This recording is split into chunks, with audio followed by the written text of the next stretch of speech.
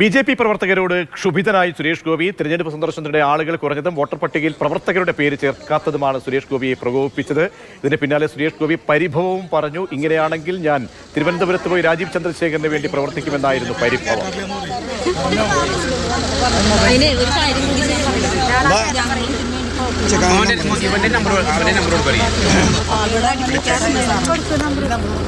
എന്താണ് ബൂത്തിന്റെ ജോലി?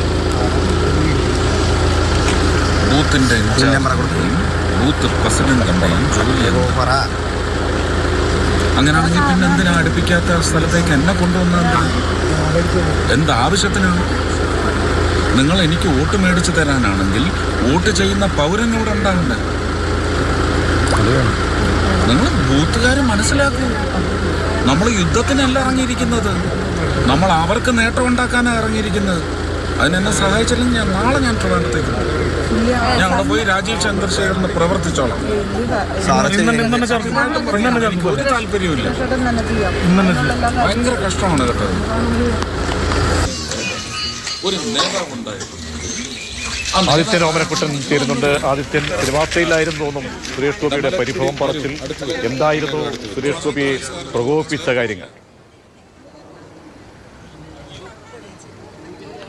തെരഞ്ഞെടുപ്പ് പ്രചാരണത്തിൽ ഒരു സ്റ്റാർട്ടിംഗ് ട്രബിൾ എന്ന് തോന്നിപ്പിക്കുന്ന രീതിയിലുള്ള വീഡിയോയാണ് ഇപ്പോൾ പുറത്തു വന്നിരിക്കുന്നത്. ഇന്ന് രാവിലെ തെരഞ്ഞെടുപ്പ് പ്രചാരണത്തിനായി ശാസ്താംകോവ് ആദിവാസി കോളനിയിലെത്തിയ സന്ദർശനത്തിലെത്തിയ സുരേഷ് ഗോപിയുടെ പ്രവർത്തകരോട് ക്ഷുഭിതനാവുന്ന ഒരു വീഡിയോ ആണ് ഇപ്പോൾ സമൂഹ മാധ്യമങ്ങളിൽ പ്രചരിക്കുന്നത്. അദ്ദേഹം ഈ ശാസ്താംകോവ് കോളനിയിൽ എത്തുമ്പോൾ അവിടെ കോളനി നിവാസികളുടെ എണ്ണം കുറവായിരുന്നു. അതാണ് അദ്ദേഹത്തെ ആദ്യഘട്ടത്തിൽ പ്രകോപിപ്പിച്ചത്. അങ്ങനെ അദ്ദേഹത്തെ അനുനയിപ്പിച്ചത് സമീപത്തെ കോളനികളിൽ നിന്നും ആളുകളെ കൊണ്ടുവന്നതിന് ശേഷമാണ് അദ്ദേഹത്തെ അനുനയിപ്പിച്ചത്. അങ്ങനെ അവിടെ നിന്നും മടങ്ങാൻ നേരം വീണ്ടും മറ്റൊരു പ്രകോപനം ഉണ്ടാവുകയായിരുന്നു. അദ്ദേഹത്തിൻ്റെ ആ ഭാഗത്ത് 25ഓളം പേർ വോട്ടേഴ്സ് ലിസ്റ്റിൽ ഉൾപ്പെട്ടിട്ടില്ല എന്ന് പ്രതികരിച്ചതിനെ തുടർന്ന് വീണ്ടും ക്ഷുഭിതനാവുകയായിരുന്നു അദ്ദേഹം. ഇവിടുത്തെ ബൂത്ത് ഏജന്റുമാർക്കും പ്രവർത്തകർക്കുമൊക്കെ എന്താണ് ജോലി എന്ന് ചോദിച്ചുകൊണ്ടാണ് സുരേഷ് ഗോപി പ്രവർത്തകരോട് ക്ഷുഭിതനായത്. അതുപോലെ തന്നെ നോമിനേഷൻ താൻ ഇതുവരെ നൽകിയിട്ടില്ല, ഇവിടെ നിന്ന് താൻ തിരുവനന്തപുരത്തേക്ക് പോവുകയാണ്, അവിടെ ചെന്ന് രാജീവ് ചന്ദ്രശേഖരന് വേണ്ടി പ്രവർത്തിച്ചോളാമെന്നും സുരേഷ് ഗോപി പ്രവർത്തകരോട് പറയുകയുണ്ട്. അത്തരത്തിൽ വലിയ പരിഭവമാണ്, എന്ത് കഷ്ടമാണെന്ന് ചോദിച്ചുകൊണ്ടാണ് സുരേഷ് ഗോപി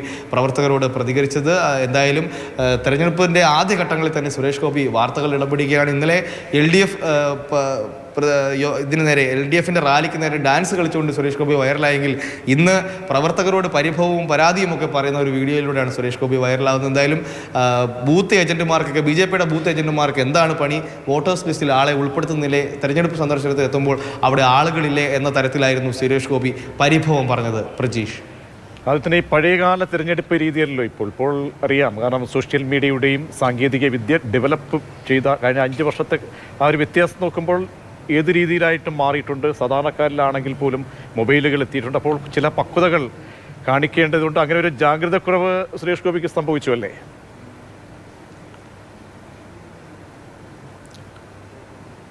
തീർച്ചയായും അദ്ദേഹം പല വിഷയങ്ങളിലും വൈകാരികമായി പ്രതികരിക്കാറുള്ള ആളാണ്. പലതും തുറന്നു പറയാറുണ്ട്. മുന്നിൽ ക്യാമറകളുണ്ടോ ക്യാമറകളില്ലയോ അത്തരത്തിലൊക്കെ കാര്യങ്ങളൊക്കെ ചിന്തിക്കാത്ത ഒരാളാണ് അദ്ദേഹം. പലപ്പോഴും ഇതിനു മുമ്പും അദ്ദേഹത്തിൻ്റെ പല പ്രതികരണങ്ങളുമൊക്കെ ഇത്തരത്തിൽ വിവാദമായി മാറിയിട്ടുണ്ട്. ഇതിപ്പോൾ സ്വന്തം പ്രവർത്തകരോടാണ് പറഞ്ഞത് എന്നതാണ് ഏറ്റവും ശ്രദ്ധേയമായ ഒരു കാര്യം ഈ വിഷയത്തിൽ. അതും ഒരു തെരഞ്ഞെടുപ്പൊക്കെ വരുമ്പോൾ പ്രവർത്തകരില്ല, ബൂത്ത് ഏജന്റുമാരില്ല എന്ന തരത്തിൽ തൻ്റെ ഭാഗത്ത് തന്നെ ഒരു പ്രതികരണം ഉണ്ടാകുന്നത് അത് പ്രതികൂലമായി ബാധിക്കുമെന്നാണ് അദ്ദേഹത്തിൻ്റെ എതിർചേരിയിലുള്ളവർ പറയുന്നത്. ഇത്തരത്തിൽ BJPക്ക് ബൂത്ത് ഏജന്റുമാരില്ലേ, അത്തരത്തിൽ വോട്ടേഴ്സ് ലിസ്റ്റിൽ ആൾ ചേർക്കാനില്ലേ എന്ന തരത്തിൽ പരിഹാസവുമായി എതിർപക്ഷത്തുള്ളവരും രംഗത്തെത്തിയിട്ടുണ്ട്. അതുകൊണ്ട് തന്നെ സമൂഹ മാധ്യമങ്ങളിൽ കൂടുതൽ ആളുകൾ ഈ വീഡിയോ ഷെയർ ചെയ്യുന്നതിലേക്കും മറ്റുമൊക്കെ കടക്കുകയാണ്. അദ്ദേഹം ഈ ഒരു ശാസ്താംകോവ് കോളനി, നമുക്കറിയാം ഈ വെള്ളിക്കുളങ്ങരയിലെ ശാസ്താംകോവ് കോളനിയിൽ നിന്നാണ് ഇന്ന് 2 കുട്ടികളുടെ മൃതദേഹം കണ്ടെത്തിയത്, അവിടെ നിന്നും കാണാതായ കുട്ടികളുടെ. അപ്പോൾ ആ ഭാഗത്തൊക്കെ പ്രധാനമായും തെരഞ്ഞെടുപ്പ് പ്രചാരണം നടത്തണം എന്നൊരു ലക്ഷ്യത്തോടെ ആയിരിക്കണം ദൃശ്യങ്ങൾ ഒരിക്കൽ കൂടി പ്രേക്ഷകരിലേക്ക്.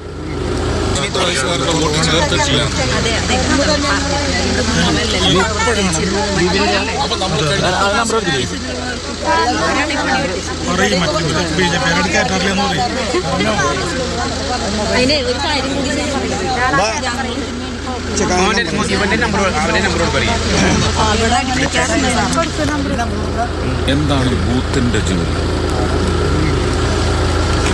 ബൂത്തിന്റെ ബൂത്ത് പ്രസിഡന്റിന്റെയും ജോലിയാണ്.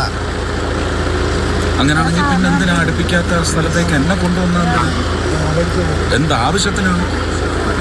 നിങ്ങൾ എനിക്ക് വോട്ട് മേടിച്ചു തരാനാണെങ്കിൽ വോട്ട് ചെയ്യുന്ന പൗരനോട് ഉണ്ടാകണ്ടേ? നിങ്ങൾ ബൂത്തുകാരെ മനസ്സിലാക്കൂ.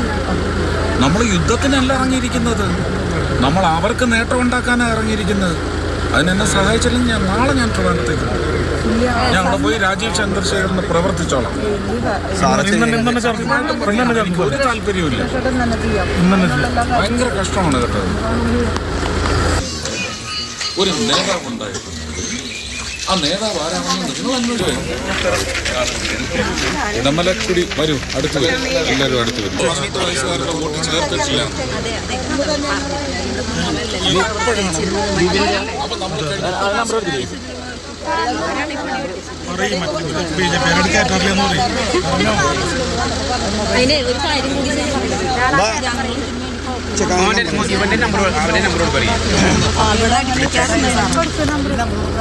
എന്താണ് ബൂത്തിന്റെ ജോലി? ബൂത്തിന്റെ ബൂത്ത് പ്രസിഡന്റിന്റെയും ജോലി. അങ്ങനെയാണെങ്കിൽ പിന്നെ എന്തിനാ അടുപ്പിക്കാത്ത സ്ഥലത്തേക്ക് എന്നെ കൊണ്ടുവന്നത്? എന്താവശ്യത്തിനാണ്? നിങ്ങൾ എനിക്ക് വോട്ട് മേടിച്ചു തരാനാണെങ്കിൽ വോട്ട് ചെയ്യുന്ന പൗരനോട് ഉണ്ടാകണ്ടേ? നിങ്ങൾ ബൂത്തുകാരെ മനസ്സിലാക്കൂ. നമ്മൾ യുദ്ധത്തിനല്ല ഇറങ്ങിയിരിക്കുന്നത്, നമ്മൾ അവർക്ക് നേട്ടം ഉണ്ടാക്കാനാണ് ഇറങ്ങിയിരിക്കുന്നത്. അതിനെന്നെ സഹായിച്ചില്ലെങ്കിൽ നാളെ ട്രിവാൻഡ്രത്തേക്ക് ഞാൻ അവിടെ പോയി രാജീവ് ചന്ദ്രശേഖരന് പ്രവർത്തിച്ചോളാം. എനിക്ക് ഒരു താല്പര്യമില്ല. ഭയങ്കര കഷ്ടമാണ് കേട്ടത്.